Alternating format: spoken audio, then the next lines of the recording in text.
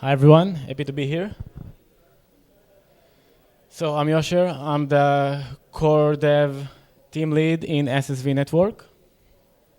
I'm going to talk about DKG today, but I took the liberty to change the title a little bit. So yeah, let's start.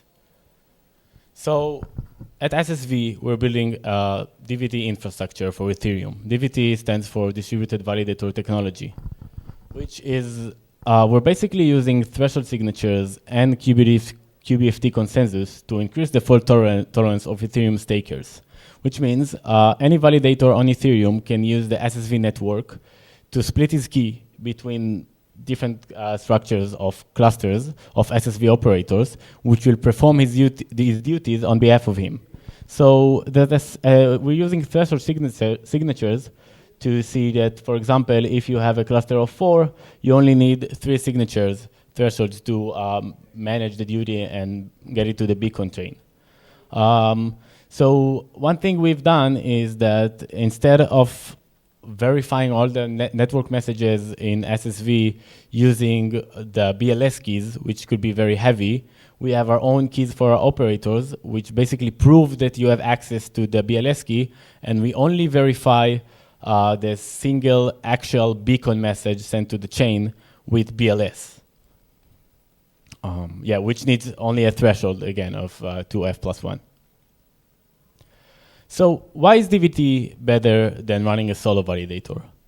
So basically, you get fault tolerance because, again, we have a cluster of nodes running, and if one of them has an outage, if there's a network partition, if someone is hacked and can participate, we're still managing to send the duty into the network using consensus and using, like I said, threshold signatures. This also lowers the barrier entry to basically participate in Ethereum staking. Now, you don't have to actually stake Ethereum to participate. You could basically be an SSV operator and you're still advancing Ethereum's ecosystem and staking by supporting other validators and getting their stake to actually run the duties, and you get a reward and you get profit out of it. So, and basically, while you're running DVT, you're making validators on Ethereum more decentralized, more spread around the globe, more spread around different infrastructures, and end of the day, this supports Ethereum security by having it more decentralized.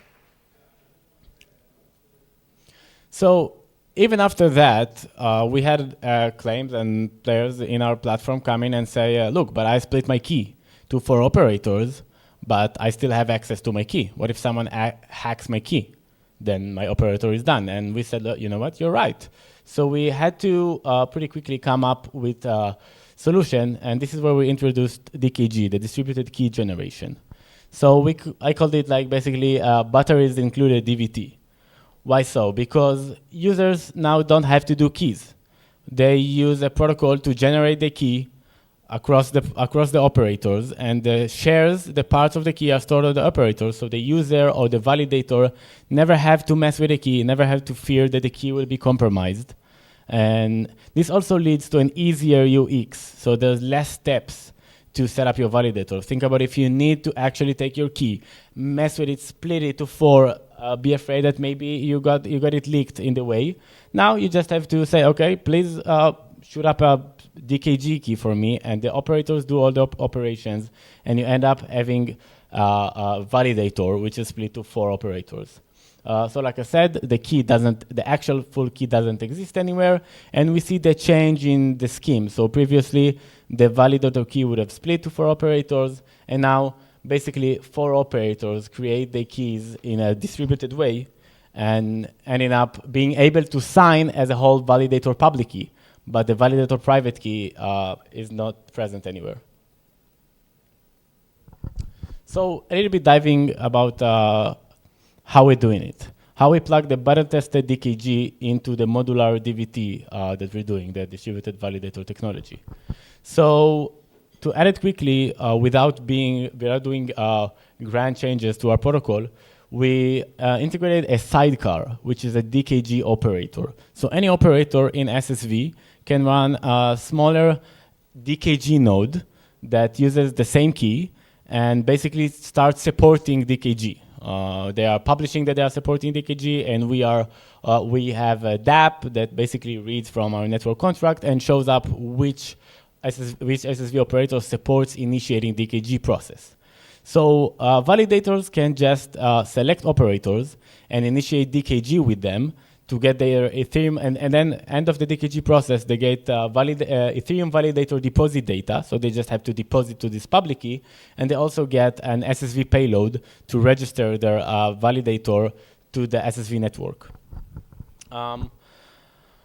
Basically, we haven't done all the hard cryptography work. We used battle-tested libraries, which we're using the DRANS protocols, also Kyber, that uses Pedersen DKG scheme and Feldman's VSS scheme. So this, and we came up with some interesting solution to not write a full-blown P2P network for that. You can see here how the initiator sends the message to the operators, and then he gets back all the responses, and is able to cryptographically verify that everything is correct, that everyone did their role, and basically combine their messages to create the final results. What we want is aggregated signatures on the deposit data, so it can be used to deposit to the Ethereum chain, and the payload for SSV.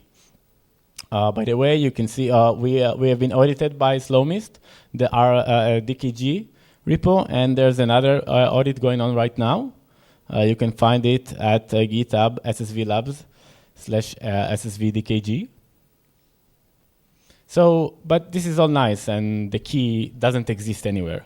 So what if I want out? What if I want to exit my validator? What if I don't like how the operators running my key are acting? I don't have my key, what can I do? So this is why we use the resharing ceremony. Basically, you're moving the key between operators. So this is a ceremony you initiate with your existing operators, which also, like our protocol SSV, requires only a threshold. So you only require some of the operators to participate, which in case one of them goes bad and this is what you want to change, you can still count up on the rest of the honest cluster of operators. So this is basically a process where you send them a request to do a reshare ceremony, and they initiate between them the protocol.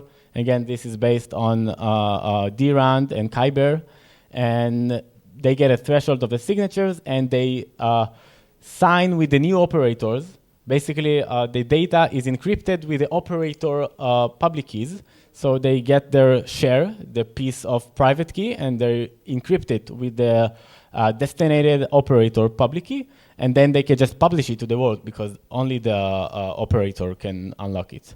And yeah, we support doing this with multi-sig owners using AAP 1271. And okay, there's another issue if you not just want to reshare and move operators. What if you want out of the whole network, out of Ethereum, out of like being a staker in Ethereum? You have to initiate an exit transaction in Ethereum. And right now, this is only done by the validator private key. You have to sign with the validator private key. So basically, the owner has to send a transaction to the SSV contract, which triggers not a ceremony, but kind of like a fake duty. Like we have attestations, we have proposals, and we made our own duty of exiting the validator in the Ethereum network. And they initiate consensus round on this, that we actually saw the transaction, that all the values are valid, the owner really signed, and then they create an on-chain validator exit, and the validator is exited. So there are some issues in the model I described. So we are really building on improving that in the future. One of them, as I see it, is the DKG right now is not part of the whole SSV protocol. It's not part of the whole network. Like I said, there is a sidecar. So in the future, we imagine it's just a part of the protocol. You can initiate through the contract. You don't have to run operators. All the operators will support, naturally will support DKG without running sidecar. And we won't have to have like a separate network of messages for running DKG, and of course less manual work to whoever needs to do it. So as a validator, now you have to run DKG and get your deposit data and then deposit it and get SSV payload. So what if this could be all part of the protocol happen in one shot, would say. And one cool thing that is hopefully going to come soon is EAP 7002 in Pectra, which will make execution exits.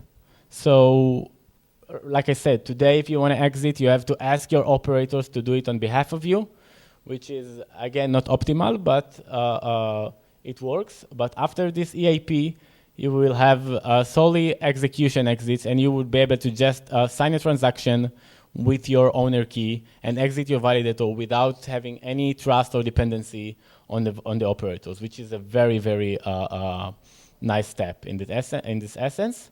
And the last one is, I know it's pretty abstract, but it's trustless resharing. Again, like I said, if you want to move operators, you also have to have this ceremony with these operators that have your shares of your private key, and to ask them to move them to other operators. So we plan in the future to do such process where, again, it's hard to describe, where you want to maybe create a new key out of it and kind of deprecate the keys that the operators hold, because right now you're still leaving some trust in your operators, moving the keys to new operators, and also they might be able to keep your keys, and you don't want to do it. So we imagine a better process where you can maybe even exit and redeposit in a safe, easy, cheap way. After all of these, this will be a lot more smoother, but I can say that we already have a lot of operators running DKG and a lot of validators using them to deposit, including big players like Lido, EtherFi, and P2P, and more. And yeah, that's it basically. If anyone has a question.